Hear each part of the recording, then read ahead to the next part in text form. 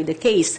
We were told that the way we are treating cases in court is like distributing delay. Because, the courts would schedule 10 or 12 cases in a day and then let this case be heard for 30 minutes or one hour so that everyone will have time to be heard. But litigants expend a lot of money to go to court only to be heard for 30 minutes or for 1 hour, and then the case is reset for after 3 months or 4 months. So our system is really contributing delay among all the parties litigants. So when I was a presiding justice in the Sandigan Bayan, we were experimenting on continuous trial. It is difficult to just impose it right away, but it has to be done gradually.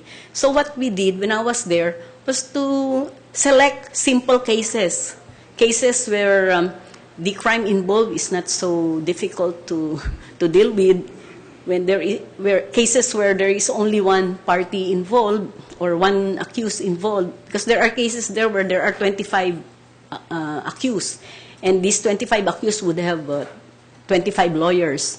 It's so hard to hold continuous trial in that case. So we were starting with simple cases, and I think we should try to experiment on that. I didn't know what happened when I left the Sandigan Bayan. I no longer was able to see what happened if they continued with the experimentation. So there are so many ways of improving access to justice, making it more speedy, making it more efficient, and we just need to have this political will to be able to do it. Thank you, ma'am, especially on your emphasis on court annex mediation. As earlier told by Justice Carpio, our success rate is 78%, which is quite high. So that's an average of 7 out of 10 cases referred to for mediation are actually settled. And that really dramatically reduces the court docket. Plus the fact, and perhaps many do not know this, that you don't have to be a lawyer to be a mediator in court annex mediation. And no matter what the amount involved is in the case, a mediator gets the same fee. Okay, so it's something like 700 or 800 pesos. So it's really, actually it's also public service. It's a form of public service to be mediator, and I think it's necessary for them to get the right support through training so that we can ensure the continuity of the program. I just have 2 more points, ma'am, if I may. In your long career in public service, do you recall of any instance where your independence was put to test when you had to make a decision against the wishes of the appointing power? I'd like to say that I have been very lucky in the course of my career, whether it was in the Department of Justice or here in the judiciary. I have never experienced any pressure at all. I was allowed to do what I believe was right. Because if you have established that reputation, that you know what you are doing, and that you have integrity, I don't think anybody would ever try to influence or pressure you.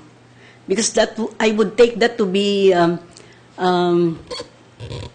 affront to my dignity if anyone would ever do that to me. So, and fortunately, I have not experienced anything like that in the course of my long career in government, whether it was in the Department of Justice. I'm very happy to have very decent superiors in the Department of Justice during all the time that I was there, and even now in the judiciary. Thank you, ma'am, for that answer. And for my final question, if appointed Chief Justice, a lady Chief Justice at that, how would you characterize a De Castro court? I'd like to be remembered to be a court which is independent. We're independent, efficient,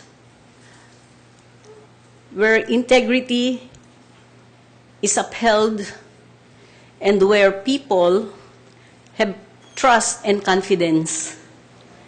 And that we want to be remembered, I want the members of the court to be remembered as models of exemplary behavior and decency. Thank you, ma'am. With that, I wish you luck. Thank you, Justice Leonardo de Castro. Mr. Chairman, I have no other questions. Thank you. Thank you. Attorney Mejia, please. Thank you, Mr. Chairman. Good afternoon po, Justice De Castro. Good afternoon. I understand, and based on our record po, you were previously nominated as, or you were previously interviewed as for the position of Chief Justice already. Were you shortlisted? Yes, I was. Kung halimbawa po na kayo ang napili noon, what would have been a De Castro court today?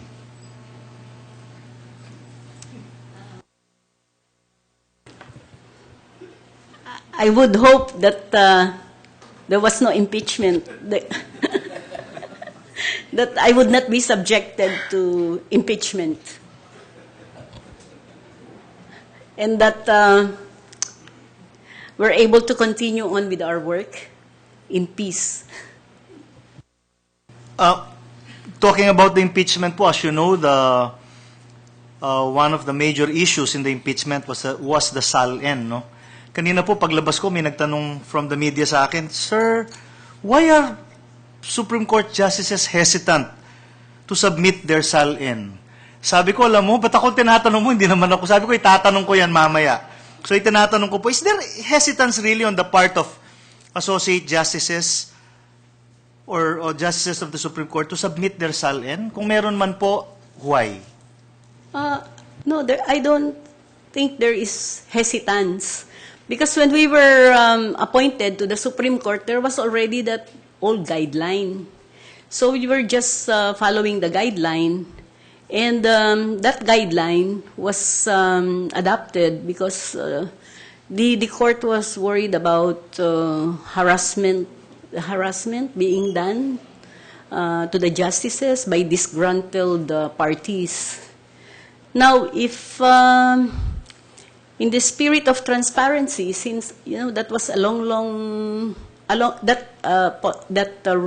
regulation was adopted a long time ago, and many things have changed since then. There is greater demand now for transparency and for accountability. So I believe that we should give in to the popular demand and lay everything out. Anyway, we're not hiding anything from the public. Thank you po. You mentioned earlier, no, in fact, in your opening statement, that you have formed the opinion that the court should exercise